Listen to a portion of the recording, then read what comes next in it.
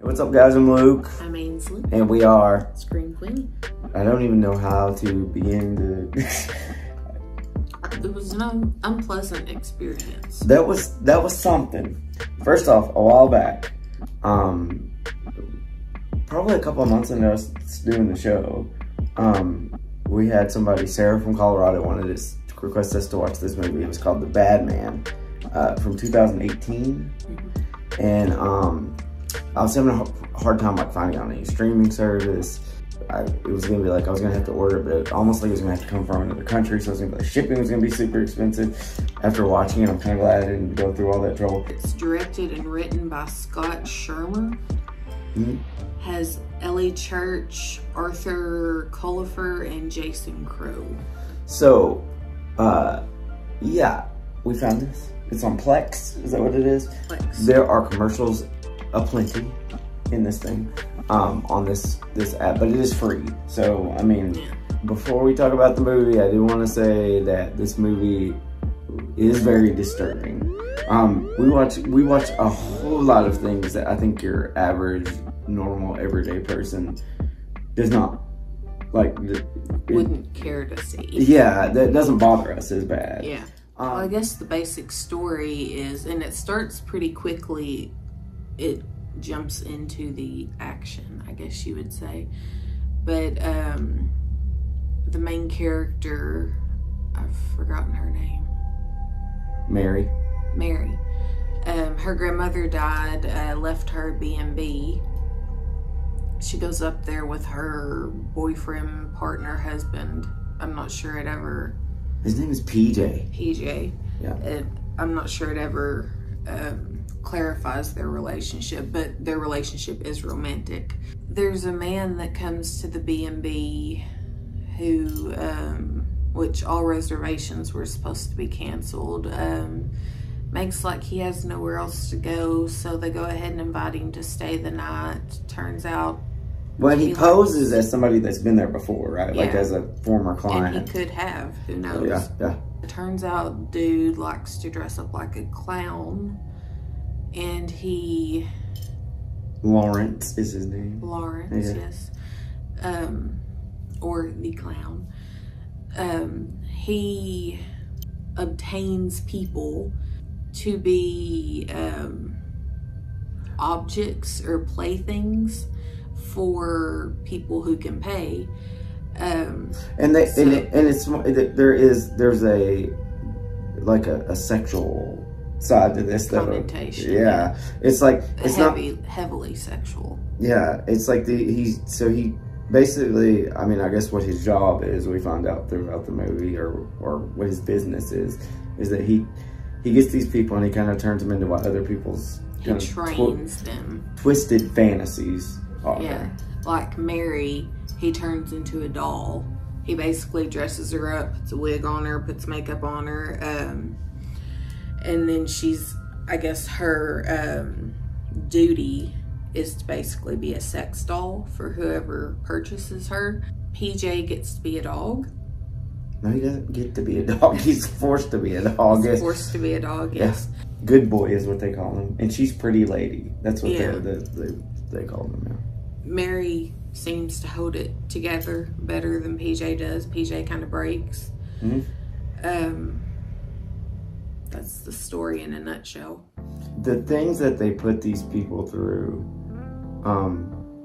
I felt almost a little guilty watching this movie. I didn't enjoy it. It was an unpleasant experience to view.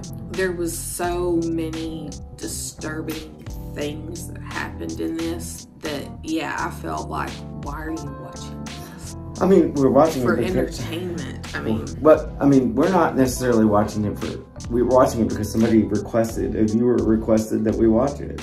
So that's why I know, but still, it's very seldom. I'm left speechless or like trying to find words to say about things that we watch. If this has already scared you enough to not want to hear about the movie, turn away now. To flat out name a couple of things that happened. They gouged out one of PJ's eyes and put it in Mary's vagina. they gave PJ a shot in his penis to make it hard, and then he humped the leg of Lawrence and then had to look up the after effects. Yes. Yes. And that's just a few things. I keep coming back to this, and whenever I'm talking about things, and we specifically do horror films, I always have a major issue when sexual assault or rape is used as a plot device in something. Excuse me. I think that disturbs me. That's the basic story. There is a lot of brutality in this. Excuse me. I don't know what happened, but in the first 20 minutes of the movie, the camera work was atrocious. It really was. And then it got better. Like, it was, I didn't notice it as much after that, if it was, but like... You might have just gotten used to well, it. no, because in the first of it, like, they were doing distance shots and they were cutting off the top of people's heads. And then doing, like, close-ups that looked like it was from, I noticed, like, an old cell phone. I actually noticed the switch, like, whenever she was walking up the stairs at that one point. And it's almost like they got a whole different camera crew to do that, or use different cameras, or I don't know what happened. The gentleman who played Lawrence, sorry, sir, I don't believe you're probably going to be getting any roles in anything else anytime soon. You suck! But if the point was for him to be cringy and to be creepy and for me to feel like I need to take a bath when I was done seeing him.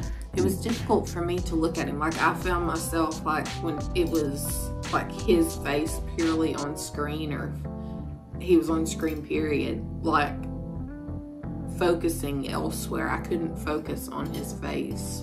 It's too cringy. I guess we'll go ahead and do our Scream ratings, and this is going to be really weird because I'm very conflicted on this, because other than somebody like I just said that that like just is intrigued by what we've been saying about it and just has to see this movie for some reason, I don't know that I was hey, go watch this movie to anybody.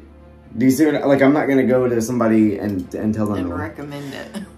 But as a horror film, I thought it was a weird and cringy and just, I don't know, make me very uncomfortable horror Well, I film. think it set out to shock, to disgust, those things. So it met all its points.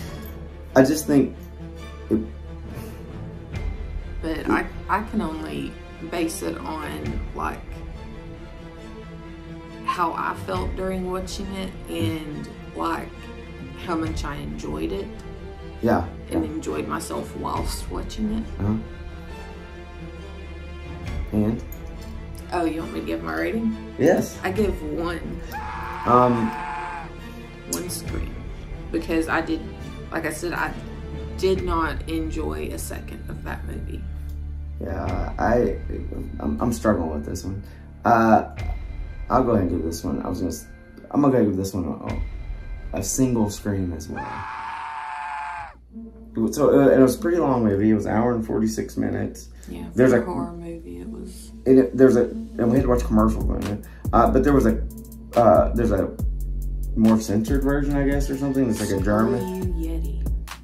Is that what it's called? No, that's all the Yeti commercials. Oh yeah, there was a ton in it. Yeah, I think we need to setting stuff on fire. We need to cleanse the palate a little from this one. Just wanted to say that we appreciate everybody watching.